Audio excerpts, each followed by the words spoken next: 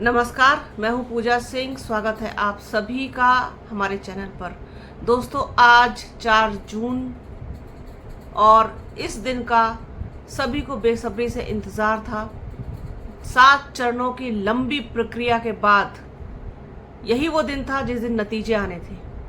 और जैसा कि आप जानते हैं, 1 तारीख को जब आखिरी चरण की वोटिंग समाप्त हुई, उसके बाद एग्जिट पोल आ गए।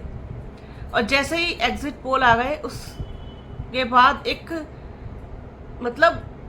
पूरी हवा बदल गई कि जिस तरीके से एग्जिट पोल आए कि भारतीय जनता पार्टी एनडीए पूर्ण बहुमत के साथ आ रहा है और 400 से ज़्यादा उनको सीटें मिलती हुई दिखाई दे रही हैं एग्जिट पोल में। और दूसरी जो पार्टियां हैं, इंडिया अलायंस है, सबका सुपड़ा साफ हो गया, सबका सफाया हो गया। ऐसे एग्जिट पोल आ गए, जिसके बाद शेयर मार्केट एकदम से ऊपर गया, बहुत जबरदस्त उसमें उछाल आया। उसके बाद 2 तारीख बीती, लोगों ने इस पर चर्चा की, बात की, तमाम लोगों ने डिबेट की, तमाम जो सोशल मीडिया हैंडल्स हैं, यूट्यूबर्स हैं, सब ने अपने अपने तरीके से इसको डिफाइन किया कि ऐसा क्या वास्तव में होने जा रहा है, क्या एनडीए की इतनी बड़ी जीत होने जा रही है, क्या प्रधानमंत्री नरेंद्र मोदी का जादू चल गया एक बार फिर से, क्या राम मंदिर का मुद्दा चल गया, या फिर उन्होंने जिस तरीके से अपने भाषण दिए उसका असर दिखाई दिया, या फिर लाभार्थी जो वर्ग है उसने कहीं ना कहीं बहुत बड़ा खेल कर दिया। क्या कुछ हुआ, क्योंकि जिस तरीके से 7 चरण में चुनाव हुए, कोई इस बात को मानने को तैयार नहीं हो रहा था। फिर धीरे धीरे 3 तारीख आई, थोड़ा सा मामला शांत हुआ, थोड़ी चीज़ें बैलेंस हुई और सभी लोग ये कहने लगे अभी रुके रहिए, बहुत जल्दबाजी है, 4 तारीख का इंतज़ार कीजिए, ऐसा वैसा तमाम चीज़ें बातें होती रही। इसके बाद आखिरकार वो सुबह भी आ ही गई। एक लंबी काली रात के बाद एक उम्मीद भरी सुबह हम कह सकते हैं इसको। इस तरीके से अगर आप लोग ना देखें कृपया करके तो बहुत ठीक होगा कि जिस तरीके से आप लोग कमेंट्स कर रहे हैं कि तमाम चीज़ों को लेकर के, कि इंडिया अलायंस को लेके, कांग्रेस को लेकर के, समाजवादी पार्टी को लेकर के, बहुजन समाज पार्टी को लेकर के, जिस तरीके से आप कमेंट कर रहे हैं वो कहीं ना कहीं मुझे लगता है कि इस वक्त करना ठीक नहीं। क्योंकि देखिए, जिन हालातों में देश था और जिन हाथों में देश था, सबसे पहली जो प्राथमिकता थी वो इनसे हमें मुक्ति मिले, इनसे हमें छुटकारा मिले, इनसे हमें आज़ादी मिले। जिस तरीके का माहौल इन्होंने देश में बना दिया था, आप खुद देखिए ना। आप लोग पढ़े लिखे हैं, समझदार हैं, हर चीज़ों को जानते हैं, समझते हैं। रोजगार, महंगाई, संविधान, मुद्दे, तमाम चीज़ें, नफरत, ध्रुवीकरण, हिंदू मुसलमान, सब कुछ, क्या कुछ नहीं किया इन्होंने। तो आप लोग जब कमेंट्स करते हैं इस तरीके के, तो ये चीज़ सोचनी चाहिए। और सबका यही एक मकसद था इसमें, चाहे आप बसपा को ले लीजिए। बसपा सुप्रीमो मायावती ने अपनी तमाम रैलियों में जिस तरीके से भारतीय जनता पार्टी पर, प्रधानमंत्री नरेंद्र मोदी पर, उनकी नीतियों पर, उनकी पॉलिसीज पर सवाल उठाए और जनता से अपील की कि इनको सत्ता से बाहर करें, की ना अपील। अब वो एक अलग चीज़ है कि उनका उतना इम्पैक्ट नहीं पड़ पाया, उनका फैक्टर काम नहीं किया, जो भी कुछ रहा उस पर अलग से बात करने की ज़रूरत है और एनालिसिस भी करने की ज़रूरत है। अब इंडिया अलायंस का भी यही मकसद था, उसमें जितने भी तमाम दल थे सबका मकसद यही था। मैं देखिए चीज़ों को बहुत स्पष्ट रूप से, बिना किसी बहुत उसका राजनीतिकरण किए हुए देखने की आदी हूँ। तो मुझे लगता है कि सबसे पहले इस जो पूरा वातावरण पूरा देश में बना दिया गया था इस तरीके का, उससे बाहर निकलने की ज़रूरत थी। और जनता ने इस बार जिस तरीके से चुनाव लड़ा वो काबिले तारीफ। साथ ही साथ उत्तर प्रदेश ने खास तौर पर कमाल करके दिखा दिया। कोई भी मानने को तैयार नहीं था कि इंडिया गठबंधन, जिसमें कांग्रेस और समाजवादी पार्टी साथ मिलकर के लड़ रहे हैं, ये 10, 12, 15 सीट से ज़्यादा नहीं पा पाएंगे। कोई नहीं सोच सकता था कि ये गठबंधन 40+ सीटें लाने में कामयाब हो जाएगा। और इसका पूरा श्रेय जाता है जनता को। जनता ने मुद्दों पर चुनाव लड़ा, इसमें कोई शक नहीं। जनता के लिए मैं मानती हूं इस चीज को कि सबसे बड़ा मुद्दा बेरोजगारी, दूसरा सबसे बड़ा मुद्दा संविधान बचाना, तीसरा सबसे बड़ा मुद्दा महंगाई। इन मुद्दों पर चुनाव लड़ा गया, यूथ ने चुनाव लड़ा। बेरोजगारी, अग्निवीर, अग्निपथ और भर्ती रद्द होना, पेपर लीक हो जाना, इन सब मुद्दों पर चुनाव लड़ा। आपको अगर याद हो, मैंने एग्जिट पोल जब जिस दिन आए थे 2 तारीख को, उसके आने के बाद 2 तारीख की रात में मैंने वीडियो किया था कि ये एग्जिट पोल मेरे गले नहीं उतरते, ऐसा हो ही नहीं सकता। क्योंकि मैंने जो ग्राउंड पर देखा, जो ज़मीनी हकीकत देखी, जब लोगों से बातचीत की, लोगों से जानने का प्रयास किया कि क्या कुछ चल रहा है, तब उसी वक्त बहुत सारी चीज़ें निकल के सामने आई थी कि ये हो सकता है कुछ बहुत बड़ा। क्योंकि जिस तरीके से साइलेंट वोटिंग भी हुई है, वोटर एकदम साइलेंट था, तो वो चीज़ कहीं ना कहीं मुझे लग रहा था कि ये तूफान से पहले की खामोशी, और ये तूफान ही है। क्योंकि जिस तरीके से इन्होंने पूरा नैरेटिव बना कर रख दिया था, 400 पार, अब की बार 400 पार, अब की बार फिर से मोदी सरकार, एक बार फिर से भाजपा सरकार, तो ये चीज़ें मतलब बता रही थी कि ये जो नैरेटिव है, इसके पीछे जनता बहुत खामोश होकर खड़ी है। वो जवाब देना चाहती है वोट के जरिए, जो उसका सबसे मजबूत हथियार कह लीजिए, अधिकार कह लीजिए है, और उसने उसी हथियार का प्रयोग किया कि इनकी आज ये हालत है। सरकार किसी की भी बने, डजंट मैटर, उससे कोई फर्क नहीं पड़ता, लेकिन ये कहीं ना कहीं बहुत कमजोर हुए हैं। गर्दा उड़ा के रख दिया जनता ने, गर्दा। पश्चिमी उत्तर प्रदेश से लेकर के और पूर्वांचल तक कोई सोच सकता था कि उत्तर प्रदेश में इनकी ये हालत हो जाएगी, जहां पर इनकी खुद की सरकार है, खुद का शासन है, खुद का प्रशासन है, खुद की पुलिस है, सब कुछ इनका है, मुख्यमंत्री इनका है। वहां पर इंडिया अलायंस, जिसे लोग मतलब सीरियसली नहीं ले रहे थे, सीरियसली नहीं ले रहे, क्योंकि उनकी नजर में ना तो राहुल गांधी नेता है, ना अखिलेश यादव नेता है। जो इंसान राजनीति कर रहा है, किसी पार्टी का राष्ट्रीय अध्यक्ष है, किसी पार्टी का मुखिया है, जिसके पीछे लोग चलते हैं, खड़े होते हैं, वो कोई भी हो सकता है। मैं यहाँ किसी पर्टिकुलर की बात नहीं कर रही, यहाँ पे मैं बसपा सुप्रीमो मायावती के लिए भी यही बोलूंगी।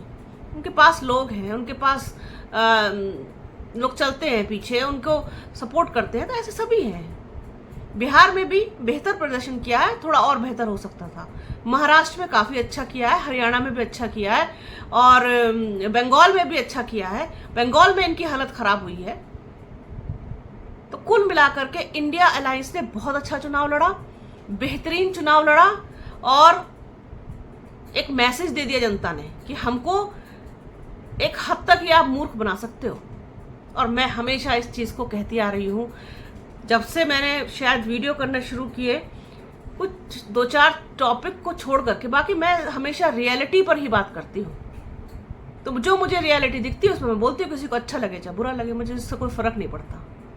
तो आज की रियलिटी ये है, और इसको स्वीकार कीजिए। इसको स्वीकार करने में सबकी भलाई है। जो हारे हैं, जो नहीं जीत पाए, उनको अपना स्वयं आत्म अवलोकन करने की जरूरत है, खुद का आकलन करने की जरूरत है, आत्मचिंतन करने की जरूरत है कि आखिरकार ये हमारे साथ हुआ क्यों, कहाँ कमी रह गई, मेहनत में कहाँ कमी रह गई, योजना में कहाँ कमी रह गई, रणनीति बनाने में कहाँ कमी रह गई। तो उस पर बात करें, वो लोग सोचें, मंथन करें, कैसे भी करें। जिस राहुल गांधी को पप्पू कह के जनता नकारती रही, उस राहुल गांधी ने खुद को प्रूव कर दिया कि हम क्या हैं। अखिलेश यादव 2024 के प्लेयर नहीं होंगे। ये नैरेटिव बहुत दिनों से चल रहा था, बहुत दिनों तक चलाया गया, लेकिन अखिलेश यादव ने खुद को प्रूव किया। क्योंकि अखिलेश यादव हो, चाहे राहुल गांधी हो, चाहे तेजस्वी यादव हो, चाहे अरविंद केजरीवाल हो, चाहे बसपा सुप्रीमो मायावती हो, कोई भी हो, ये खुद को तभी प्रूव कर पाएंगे जब जनता इनका साथ देगी। और इस बार जनता ने इंडिया गठबंधन का साथ दिया। एक बड़ा वर्ग है ऐसा जो भारतीय जनता पार्टी का कमिटेड वोटर है, जिसको हम मिडिल क्लास का वोटर कह सकते हैं।